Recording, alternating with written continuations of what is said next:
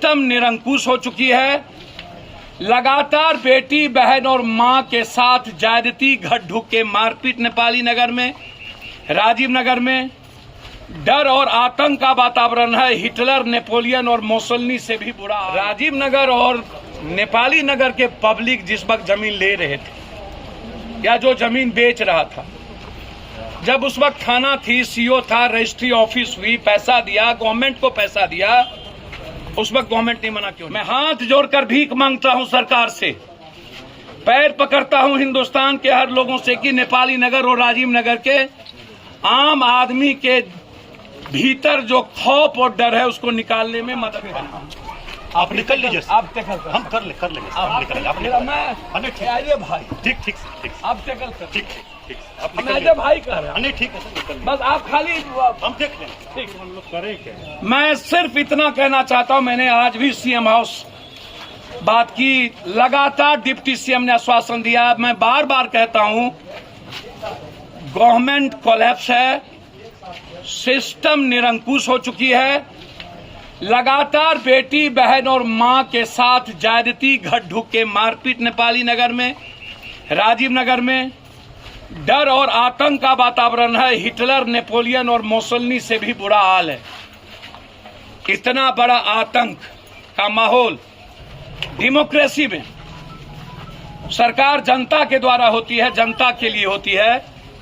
सरकार प्रतिबद्ध है आम आदमी के लिए।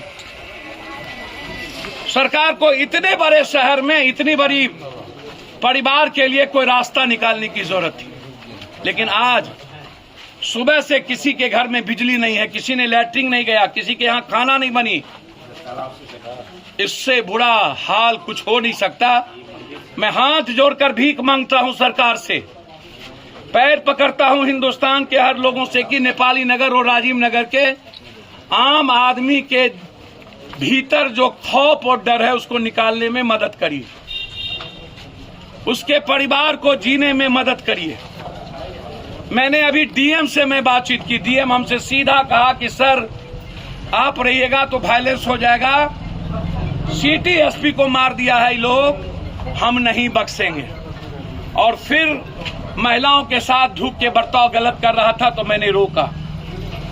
मुझे लगता है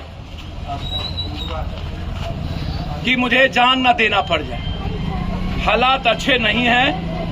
हम पटना प्रशासन से और नीतीश जी से आग्रह करेंगे और तमाम विधायक और एमएलए, जब रविशंकर से लेकर संजीव चौरसिया से लेकर सबका रोड यहां बना हुआ है, सरकार का फंड लगा हुआ है, बिजली दी गई, नाला बनाने का प्रयास हुआ, सारे पैसे लोगों ने जनता को टैक्स दिया, और उसके बाद लगातार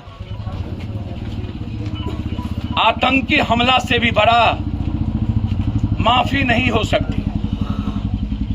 यदि सरकार ने इस तरह के रवैये, तारकिशोर जी हों या कोई, शायद इससे बड़ा नाइंसाफी दुनिया में नहीं हो सकती।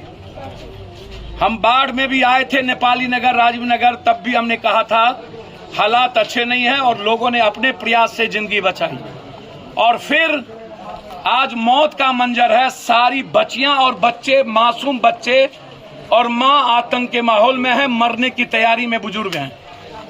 शायद क्या होगा कहना मुश्किल। एक कैजुअलिटी हो चुका है, कई लोग जल चुके हैं, पेट्रोल छीट के जलाने का प्रयास किया गया। मैं हाथ जोड़ के, यदि नीतीश कुमार जी आप मेरी बात सुन रहे हैं, प्लीज आज इसको रुकवा दीजिए। मेरा इसमें दो सवाल ये है, लगातार राजीव नगर, नेपाली नगर, आखिर एक तो दुनिया का सबसे प्रदूषित शहर, एक तो दुनिया का सबसे ज्यादा बिना किसी नक्शे के, बिना किसी चीजों के पटना शहर को सरकार ने लगातार 20 सालों से, 40 सालों से, 50 सालों से बिना किसी रोड मैप के, जिसके चलते बाढ़ भी आई, पटना बर्बाद भी हुआ। लेकिन जब राजीव नगर और नेपाली नगर के पब्लिक जिस वक्त जमीन ले रहे थे या जो जमीन बेच रहा था, जब उस वक्त थाना थी, सीओ था, रजिस्ट्री ऑफिस हुई, पैसा दिया, गवर्नमेंट को पैसा दिया, उस वक्त गवर्नमेंट ने मना क्यों नहीं किया? रजिस्ट्री तो हम सरकार के यहां जाकर के किए, हमने रजिस्ट्री पैसा दी, उस वक्त गवर्नमेंट की जिम्मेदारी क्या बनती थी? ये अवैध जमीन है या सरकारी जमीन है, हम जमीन नहीं देंगे।